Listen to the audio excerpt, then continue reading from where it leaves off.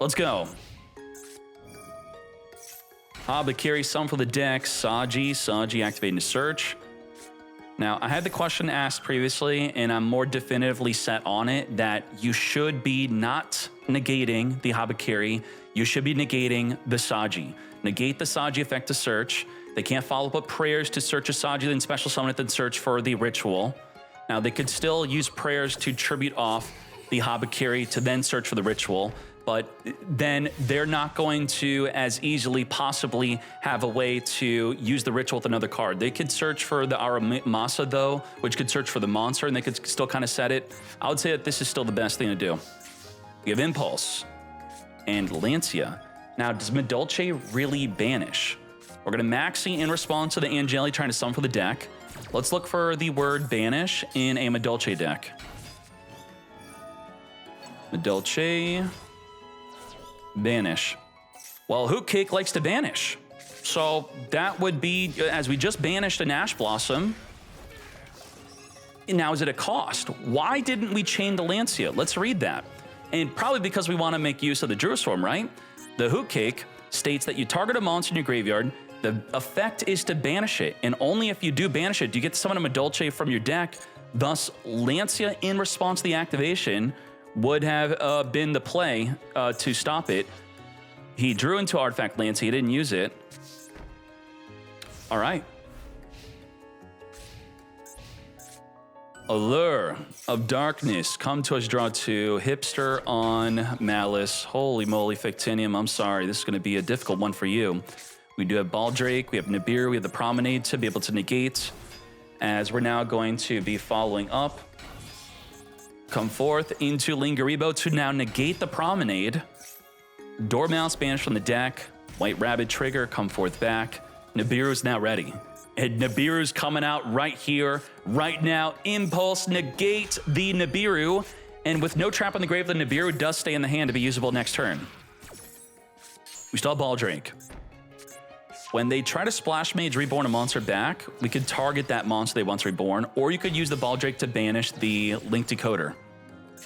Now, it's very important when playing against Maliss, keep track of the lingering effect windows, or just keep track of when they summon a Splash Mage. Splash Mage will lock them out from summoning in Apollo USA. Link Decoder is the way. We're going to Baldrake, banish it away. Not today. Druiswarm is going to be banishing our own Link Decoder. His Fictim says, I'm out of here. Didn't even need the Lancia to stop the Hoot Cake. All right. Let's go, let's go. Fua loss in the draw. Let's finger the Fua. Finger it.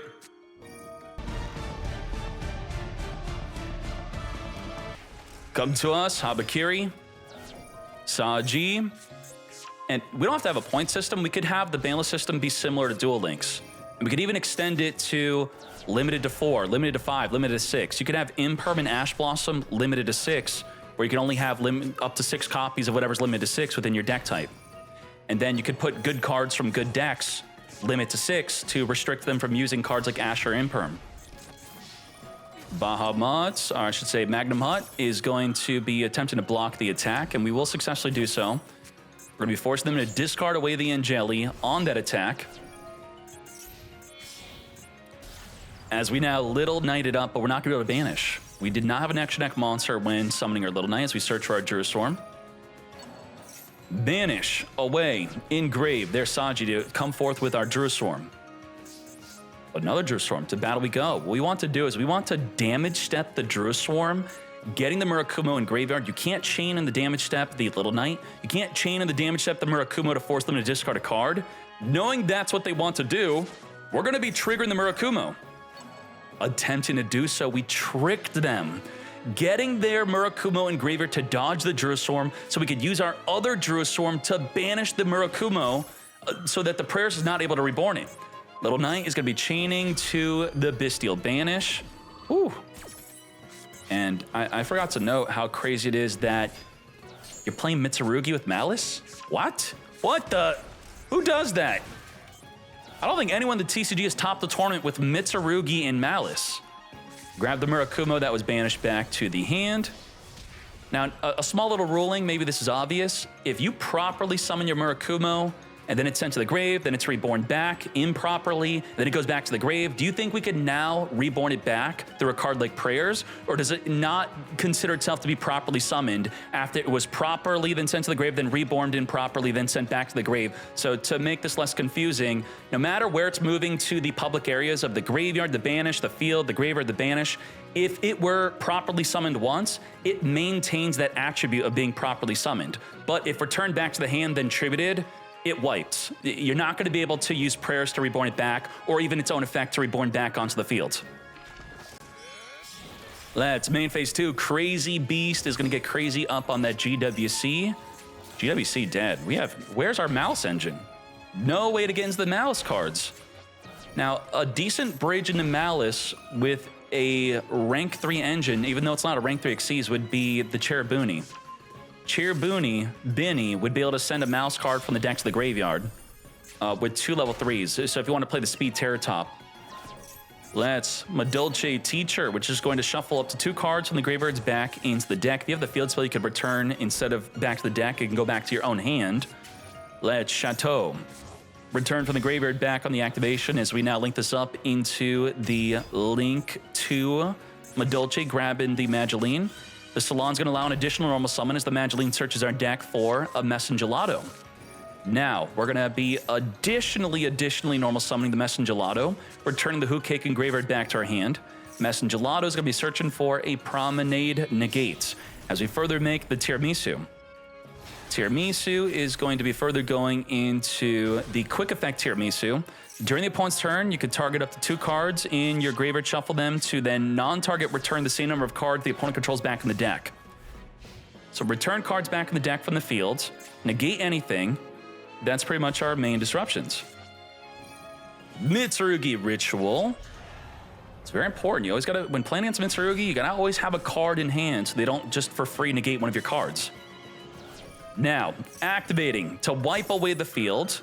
It's chain link blocking in activation negate, but we're going to negate the card, not the effect, with the Promenade, which we're going to also be chaining the effect of the Madolche Queen to non-target return the opponent's field back into the deck. Now we're going to Promenade. Promenade negates the Murakumo. Murakumo forcing you to discard the Drone Lockbird, or the Promenade is negated. Let's now resolve it all backwards. We did not discard Droll. Okay, we are not negating the Murakumo wiping the fields. Interesting. Banishing away the Murakumo in the Druid Swarm. We're now going to say goodbye to Little Knight, shuffling it back in the extra deck as we return back our Mageline and spin you away. Search the deck, and then do we have Destruction Protection here? We're going to find out. Boom. We do not. It's all gone.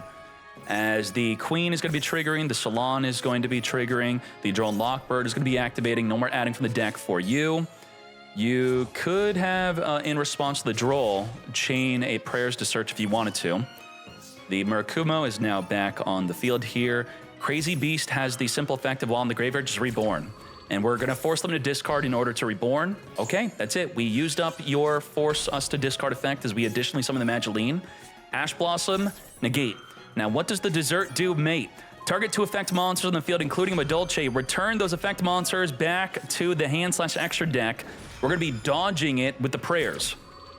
Return those as we're going to be adding back the Aramasa. Burn for 800, reborn back the Kusanagi. Dessert's going to be returning back the Mageline and special summoning back onto the field here. As the Ash still negates the effect to search. Salon is now going to be triggering. Salon is going to be setting a Madolche spell trap directly from the deck. Now, this is a mandatory effect, meaning if we don't have a card to set from the deck, it still activates, pretending that we do. And that's exactly what happened. It activated a set, it set nothing. Kind of like the Mjolnir, forcibly activating. We win? What the? How do we win? Well, the Druid Swarm is how we won. Druid Swarm, freaking banish. We made a mistake. Who made the mistake? The Kusanagi being on the field was potentially a mistake. It turned on the ability to use Druid Swarm, if I remember correctly, right? Druid Swarm can only be a quick effect if your opponent controls a monster, which is the only reason with the Kusanagi on field allowing us to banish the Murakumo. So we gotta think, if their deck's filled to the brim with Bystials, let's keep our field open when we want to reborn our Murakumo onto the field. What? No way. This is a combo piece, an extender. There's obviously a hand trap. We got 3 freaking impulses. Now, Valor and Imperm can be used more than once per turn. Impulse cannot. MTP could search for a follow-up play if Madolche doesn't go all in on us like crazy. But what do they have? A Valor, a Maxi, a Nibiru, a Crossout, a Dead Dessert? Maybe he could top deck into a 1-card combo. No, he can't. Okay, we're gonna MTP in the standby phase, grabbing a Dormouse. Both players bricked up. Now, what does the Dessert do without having a Madolche? Target 2 effect monsters, including Madolche. We could stop there. It does nothing. Allure. Very nice. Off the top of the deck, exactly what we needed. Maxi to ensure that they're not going to be able to draw into a way to stop the Maxi. Ooh, and we got Haba freaking Kiri. We have some good hand trap push through. We could, lots of extenders through, potential, lots of hand traps here. The Meister will be able to negate a card activating Graveyard, which would be the Link Decoder. Link Decoder trying to Reborn is, I think, going to be the only thing that will really stop it. It's going to be great against Murakumo if it's not Chain Link blocked, trying to activate to Reborn. Or even just using it against the Saji, summoning from the deck to then tribute. What's funny about this is we want the Saji to be in the graveyard to dodge an impermanence, but then you play into a Skullmeister. Who the heck plays Skullmeister though? Play around one hand trap to play into another as we now make Lingaribo to stop a potential impermanence. Wizard is going to attempt to Reborn. What do you think? Would it make sense that Wizard still comes out, right? You are banishing what it's targeting, and does it still come out? Well, you could just read the card to figure that out. Let's read it. Konami doesn't have the dual log feature set on this, even though this card came out months ago. That's quite lazy of them. Let's read this. You are going to target a dark monster, Cyburst in the graveyard, special summon both, that's the key word, both this card in your hand and that monster, and in both, which means it is not going to summon onto the field. It would have to say special summon this and also that monster. It would, irregardless on whether the other monster is summoned, it's also doing both. Or it could even say special summon Wizard. If you do, summon the other monster. Or summon Wizard, then you summon the other monster, which if you do and then are different. One sequential, the other is simultaneous. So it's not summoning. So we're gonna impulse to stop you from stopping me from summoning. And unfortunately now you may second guess everything I say because you're not gonna actually see it happen. Reborn, the Dormouse with the Wizard. Nibiru, tribute off the field. Well done. Yeah, special summon them would also work. Add back the Baldrake. Baldrake is gonna be banished from the Wizard within the end phase. Fictinium with the beatdown. Oh my Jesus. Hipster, why are you losing? Because Skullmeister. Skullmeister is why you're gonna lose. Freaking Skullmeister. Ain't no way. I used to play Skullmeister back in the day when Fire and Ice Hand were prevalent in the meta, and we legally cheated with Skullmeister because we activate in the damage step and you're not allowed to do so today, but we were allowed to back then because that's how judges were ruling it. Thus, it was a great card to include at 3, even within the main deck. All right. Wallow is here. We can steal cards from the opponent's graveyard. Let's get stealing. Your impulse. I'll take that. Thank you. It's set. We're going to use the Hoot Cake, banish summon the Petting Sore as we summon for the deck a Messengelato. For the go into the fresh Sistart. In fact, I think Gianna has... Gianna, where is your video? You know what I'm talking about? Evil Swarm Kurikion. What was your name? Deck profile. Gianna's got a deck profile of cheating with Skullmeister. It's not cheating. Is this it? It worked differently. I can't find the deck profile, Gianna. Where is it? I don't remember. It was like an Orlando regional.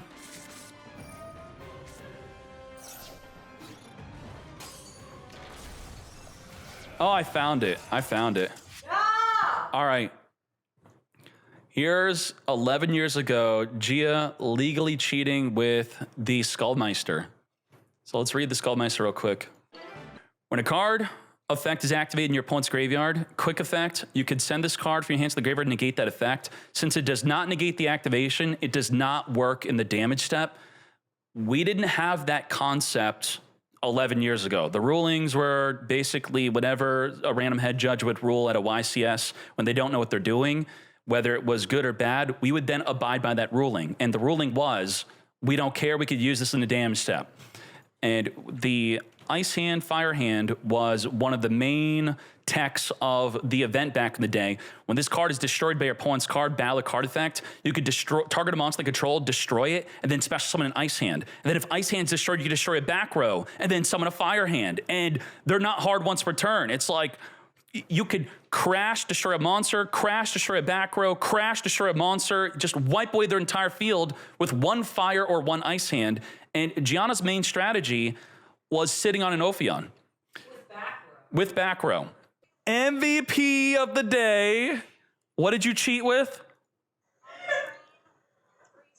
What? How did you use them? Can you just stop, please? Why are you playing that? The Fire and Ice Hands.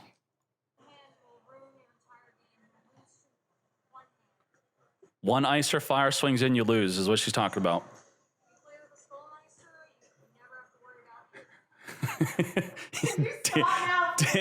But again, it wasn't cheating because that's how it was ruled. That you were allowed to use the damage step. Let's start off with the Kashtira Unicorn. We're going to be searching our deck for the Kashtira Birth. We're dealing with just a Druiswarm in the opposing player's hand here. Baron to floor now, ready to protect all of our plays.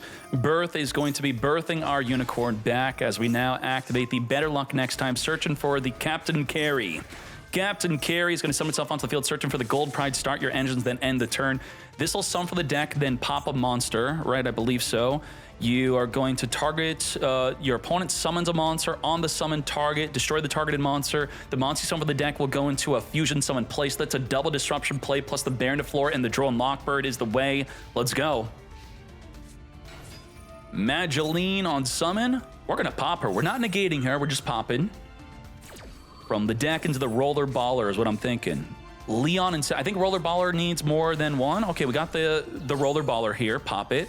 And then this will be able to fusion summon into the ball.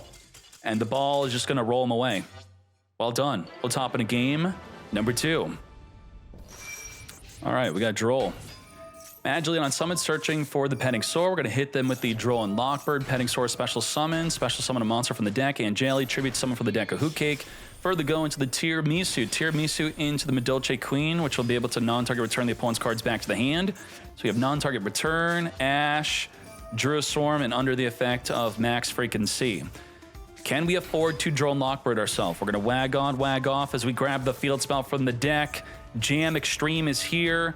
And we're going to use Nitro Head, summon itself onto the field under the effect of Max C. We're going to use the Queen to non-target, go back to the deck you go. Not even back to the freaking hand. Solemn freaking Judgment. While it can negate anything besides a monster effect, it could be great at just negating a normal summon or negating an extra deck summon. If they were to summon, let's say against a Maliss deck, they go into the Red Ransom, Solemn Judgment, negate, it's now improperly summoned. If you banish it, it doesn't come back. That would be a great play.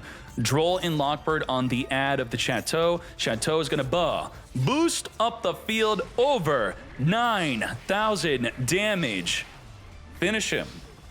Is Skullmeister stocks going up? Skullmeister can... You may be thinking, oh, Bell also stops the Murakumo, right? Well, Skullmeister not only stops the Murakumo, but it also stops a Saji. Saji summoned from the deck through the once per duel effect, and then it's in the graveyard activating because people want to play around impermanence. 1-1. Come forth, Punk, Seaman, searching for the Ogre Dance. We're going to Droll and Lockbird. No more adding from the deck for you. We're going to Rising Scale, banish from the hand or grave, special summon. As we further activate the summon for the deck or graveyard, you will mate. Special summon from the deck or grave. Thus, even though you want to summon from the deck, we're going to negate the entire effect. Captain Carry, since we're lower life than thee, we're going to special summon, go into a Psychic and Punisher. While your life is less than your opponent, this card's unaffected by activated effects. As we also have a Solemn Judgment. So we just have Solemn as our main form of disruption. Set Artifact Lancia as a bluff. You what, mate? Virtue Stream, what the heck's going on? Psychic and Punisher. So this was a good reason to bluff, to play around the Psychic and Punisher, getting rid of a back row card. Unfortunately, they went right for the Call of the Grave, forcing us to finger earlier than we wanted the Rising Scale. To battle, we go. If we deal damage, then the Punisher will now be effectable. We don't want to deal damage unless we know we have lethal damage. Another way to force the Punisher to be affected is to swing your own monster in to just lower your own life points. Punisher is going to send the Carry, banish away the Artifact Lancia, as we emergency teleport the Punk Seaman onto the field here, grabbing a Rising Scale. Now, Artifact Lancia could have potentially been decent if we kept it in the hand to use it to stop a card like Rising Scale from even wanting to be summoned. Are there any other good Punk cards that banish?